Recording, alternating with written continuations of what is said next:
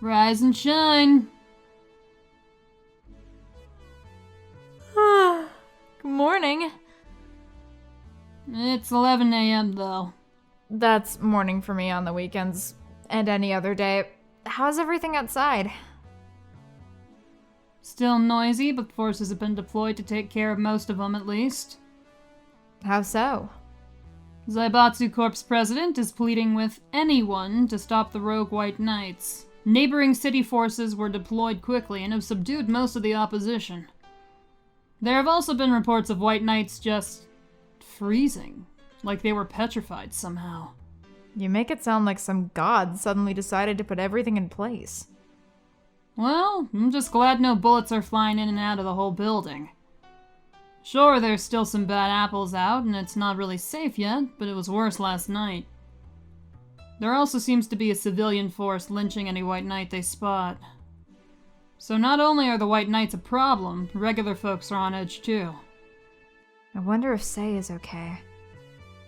Should we be worried about Gil? That kid knows how to take care of himself. I'm sure that whatever it is that he's doing, he's safe. Dare I say even safer wherever he is than here. I sure hope so. Are we gonna work today? Nah, things are too nasty right now. Let's take the Sunday off. Oh, alright. Say, do you want me to help you get to your apartment? Actually, yeah, I'd appreciate that. Okay then, let me lock things up and we'll go. We'll grab something for lunch on the way. Sounds good. And here we are. Home sweet home. Thanks a lot. Hey, boss, wanna hang out for a bit? Yeah, grab a beer, chill out for a bit, mostly to thank you for helping me. Well, I don't have much to do anyway, so yeah, sure. I did tell you should invite me to your apartment sometime, didn't I? Oh, yeah, you did. What worries me a bit is that beer always leads to something else. To more beer? I was gonna say, to one of us going through the Spanish announcer's table, but I think we're safe here. Come on in then. Want one?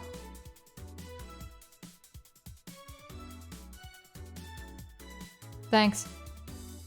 Say, how is the chilly weather treating you? It gets cold from time to time, but nothing the Kotatsu in the heater can't fix.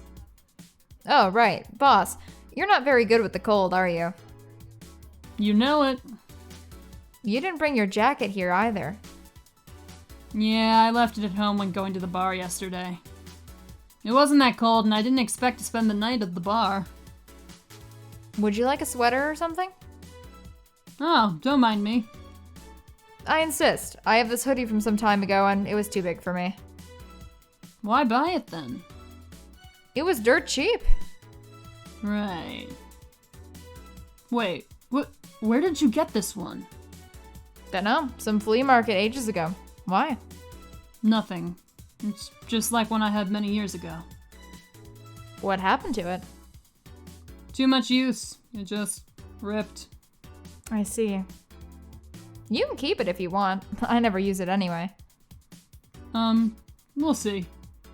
Come to think of it, how old are you, boss? I'm eternally 17. Fair enough. 17 plus how much? 17 plus I'd have to cut your tongue if you knew. All right. Let me go change into something more comfortable. Take your time.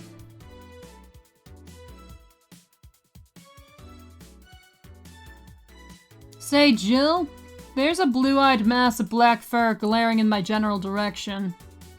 Oh, that's just 4. He's just wary of any new visitors. Cats will be cats, I guess. He'll warm up quickly, though. Just give him time. He's unusual looking.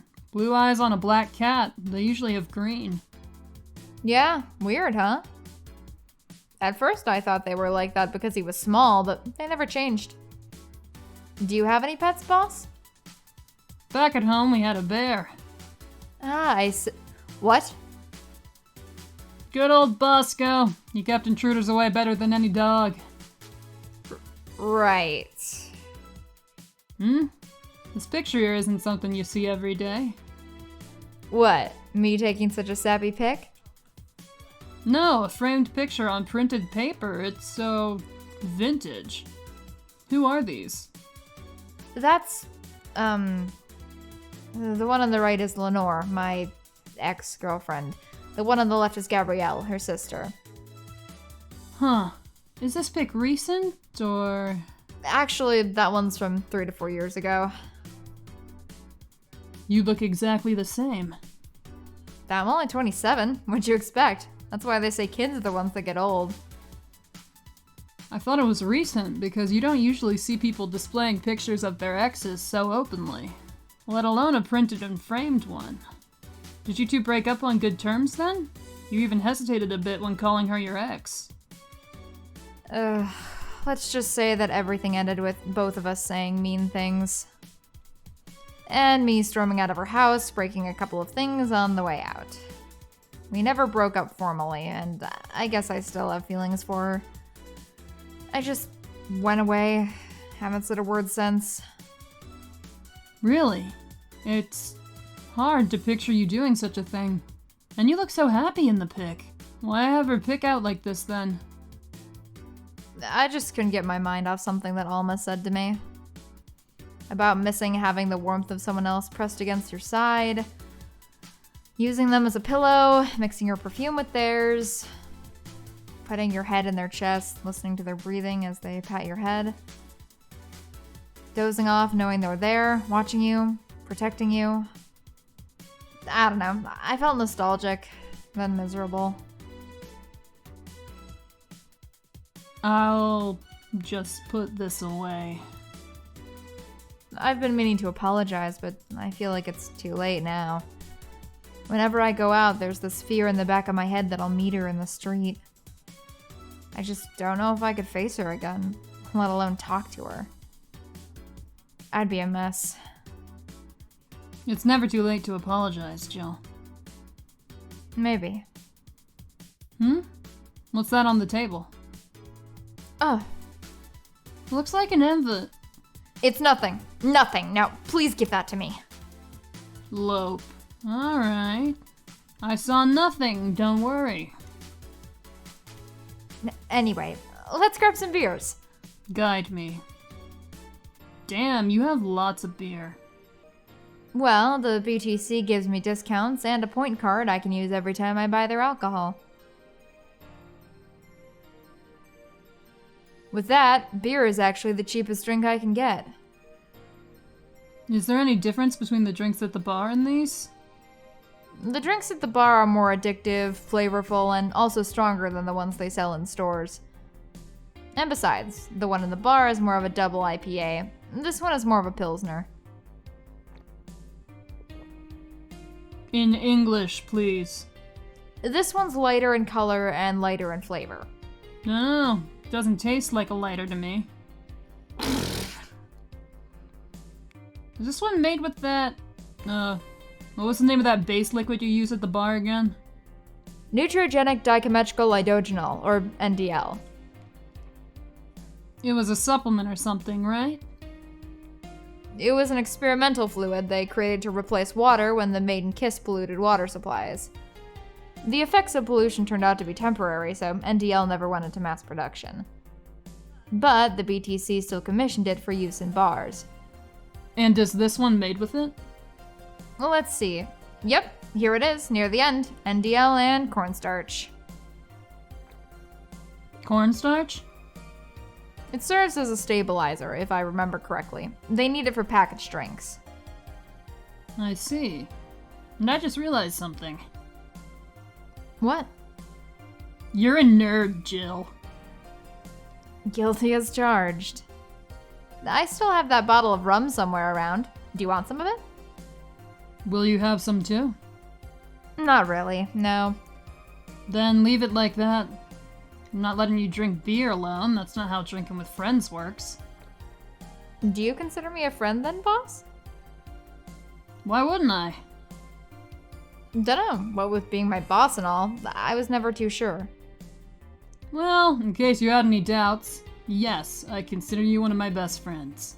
Besides, you and Gil are always so diligent and responsible that I'm boss in name only anyway. On a side note, it surprises me you kept that poster of me in the room.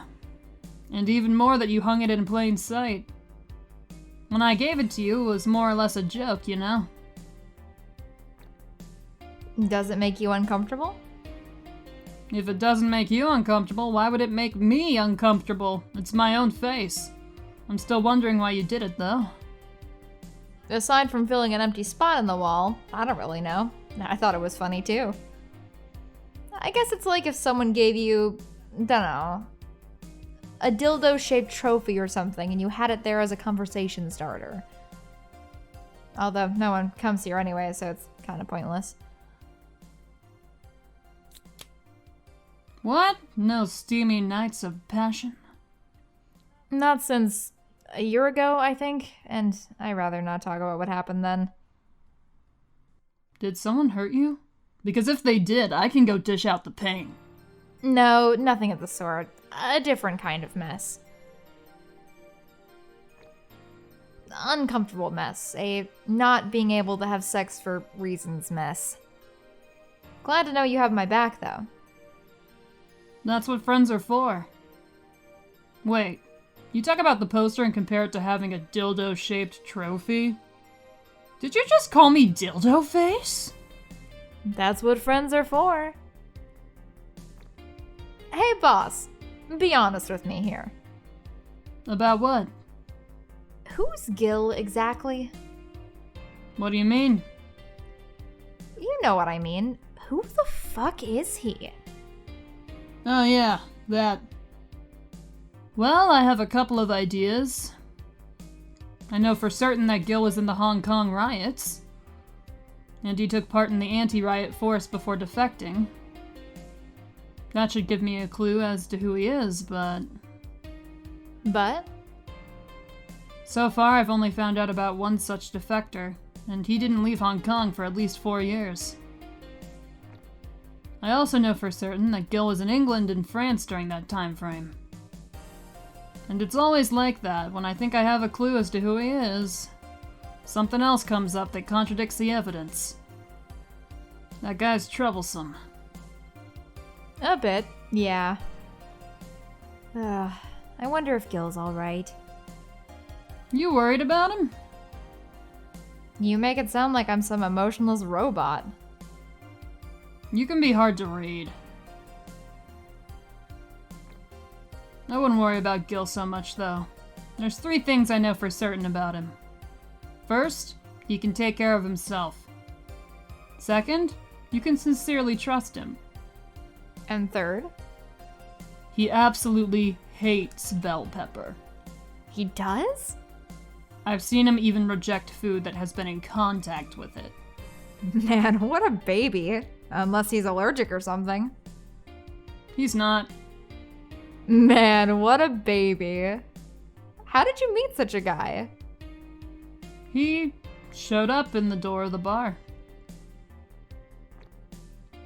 He... what?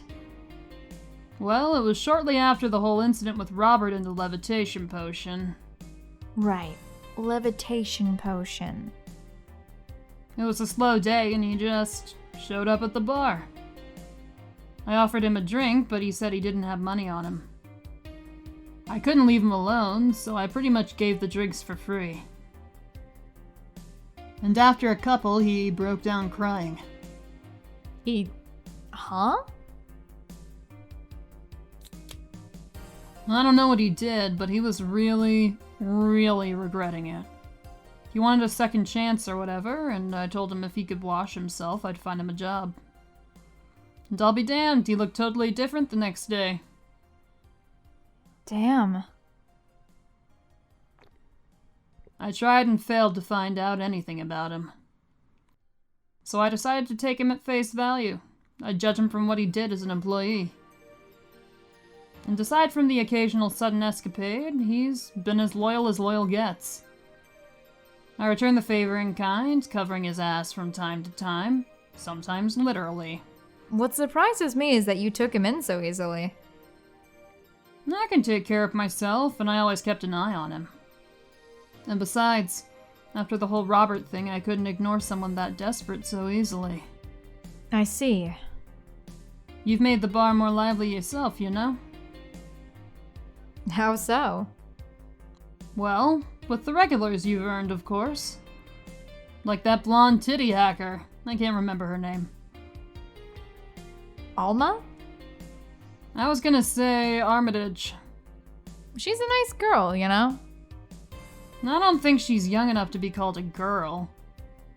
Says the girl who's eternally 17. In any case, she's really lovely.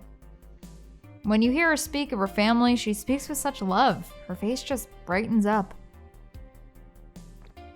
It makes me kind of jealous that she has such a close relationship with them, to be honest.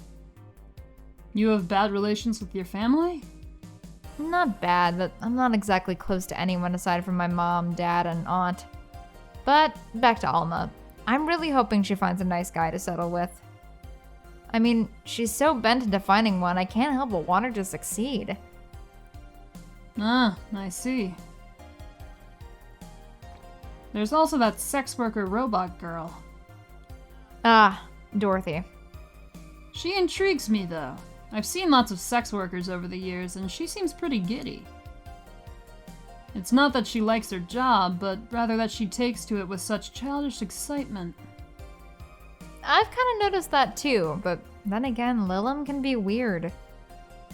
You think? Lilum operate in some really foreign logic. I mean, they don't really share our fear of mortality. Even if their bodies are destroyed, their minds are already backed up in the collective source. If they lose an arm, they can reattach it or replace it. Depending on the circumstances, they might not even feel pain at all. It's not like they haven't attained human-like emotions like fear or love, but they are different. Like a different culture, if you must. I didn't see it that way. Aside from that, Dorothy is a DFC-72. It's a social interactions model or something. Lilum get positive reinforcement straight from their bodies if they're fulfilling their main purpose, so I'm guessing she gets a built-in push whenever she's in a meaningful or challenging social interaction. Interesting. The name Lilum is a bit weird, though. It is? You'd expect them to be called bots or dolls, but Lilum doesn't convey the image of automatons. Just a tip. Bots and dolls are considered slurs by them. Bot is akin to calling them retarded, and doll is like calling them fake. Thanks for the advice. That aside, do you know why they're called Lilum? As far as I know, because they all come from a bigger AI called Lilith. And Lilum are Lilith's offspring in Jewish folklore. Cool. Hey, speaking of names, why don't you like being called by your full name? I have no idea what you're talking about. Don't act stupid. Back when you first transferred, I called you Julianne, and you almost tore me a new one with your glare. See? Like that. It's no big secret, but it's one of those things that feels silly when you say it out loud. Try me. Well, did you ever watch Model Warrior Julianne? Not all of it, but my little sister's a big fan of the reruns. Back when I was in elementary school, I was a huge fan of the show. I had everything, from the dolls to the costumes to the lunchboxes. It didn't help that it was one of those shows that got strapped literally everywhere. I saw a couple of episodes once. They were really nice. It was beyond nice. The show's about a model who can transform into an armor-clad magic knight. She fights demons born from greed and vanity. How the show presented Jules hating her job because it invited enemies, and yet still found solace in trying to be a role model. Hell, the main character wasn't a kid. Julianne was an adult that became younger when transformed. I'd say it was a pretty ambitious kids show.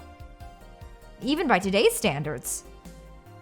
Just the fact that our enemies were literally issues dealing with beauty standards of body image? Challenging as fuck. Whoa, you got excited there. And that is the problem. Back then I was obsessed with Jules. I sang the songs, dressed like her, I could even recite full chapters. Something tells me you still can. That's beside the point. It was nice while I was in elementary school, but then I went to middle school. And what a surprise! Tweens are jackasses! They went out of their way to tease me about the things I did back then. I don't hold it against Jules. I always hold my grudge against those fuck jobs. Sounds rough. You know how most girls worry about their thighs at that age? I worried about jerkasses singing the theme tune of the show, mocking me. Anyways, every time someone calls me Julianne or Jules, I instinctively react negatively. Pavlov would be proud of me. I never talk about it because I find the whole thing too silly in retrospect. And yet, it affects you even today. There's nothing wrong with it, though. It's actually kind of reasonable. I sure hope so. Come to think of it, what kind of kid were you, boss? When I was a toddler, I was the kind to always fight with kids bigger than me. Then puberty happened, and I became the Merriam-Webster definition of shallow jerkwad. Around the time I turned 16, I realized what an idiot I was, and went on to become who I am today. And the less I talk about those years from 12 to 15, the better. Fair enough. So Jill, what kind of guy was your grandpa? He was rough around the edges, the kind of guy that means well even if he says otherwise. He seemed to have a soft spot for me, though. One moment, he was congratulating my dad by berating him a little, and the next he was playing with me. My dad worked a lot, and my mom was always traveling, so I spent most of my childhood with him. Can I ask how he died? Out of old age. My dad says his last words were something like, "Fucking scientists created talking mannequins, but they still can't let you upload your brain." Why the question? I'm curious about you. Really curious. I just realized that even though we see each other almost every day, I know very little about you. Oh. From what you tell me, though, seems your grandpa's personality rubbed off on you a bit. I've heard that one since I was a kid, actually. You know, boss, I'm a bit curious about your circle of friends. What kind of people do you have in it? Keep in mind, you're included in this circle too, so any insults you hurl will apply right back to you. Anyways, I have this friend I've known for a long time, a red-headed, glasses-wearing gun nut called Iris. The one you called for the helmet thing? That one. She's managing a BTC bar in Panama right now, if I remember correctly. She's managing a bar too? I got the idea from her, actually. Oh. It's called Nirvana, and if you thought this city was dangerous, you should see the people she has to deal with there. Piracy ain't nothing to fuck with. And means it's an annex to another business. What else does she do there? I think the bar was originally her hotel's bar. She moved the bar to its own building elsewhere and opened Nirvana B in the hotel instead. Weird decision. I believe she said she wanted a place away from the noisy rich tourists that go to the hotel. So that bar is her woman cave. Woman cave. That aside, let's see. Friends. I guess there's also my little sister, but that's a given. Oh, there's also my old partner from when I was with the Neo San Francisco police force. Good old Lexi. Should give her a call sometime. Wait, you were in the what? I've done lots of things, Jill. I spent a short time collaborating with the police force. I've been a wrestler, an MMA fighter, chimney cleaner, lumberjack, pet shop attendant, corporate mascot. Corporate what? I still see my face on some websites from time to time. Anyways, aside from you, Gil, my sis, Iris, and Lexi, I guess there are a lot of people that don't want to see me in harm's way. Mostly because they're the ones that want to hurt me. What about you? I guess I have acquaintances here and there. Back at home in college, I went out a lot. But it felt more like going out was the pleasure rather than the people involved. Aside from you and Gil, my closest friend since moving here is Alma. Oh, and Dorothy. I mean, sure, there's always 4, but that cat's a hermit that refuses to go out. And, you know, he's a cat. Hey, a cat's fine too, you know? Hey boss, what will you do when the bar closes? I don't know. Maybe I'll take a friend's offer of working with her. I was also thinking about going back home and helping with things there. Or maybe going traveling for a while. I see. No, but don't worry. Bureaucracy's slow as fuck, so they won't close the bar for quite a while. Better enjoy being there while you can. Yeah, maybe. Will you be visiting me in whatever bar I end up working in? I have a bone to pick with the guy that supervises the bar I'm planning to get you transferred to. I go there even though I have virtually no reason to. With you there, I'd have something pleasant to look forward to. You're sending me to someone you have problems with? If I have to trust another bar owner, it's certainly him. He's actually a pleasant boss from what I've seen. The fact that he and I have a tendency to go at each other's throats is an unrelated matter. I'll trust you on that one then. Don't worry. Maybe I can get you a bracelet made out of wood pieces from the bar's counter or something.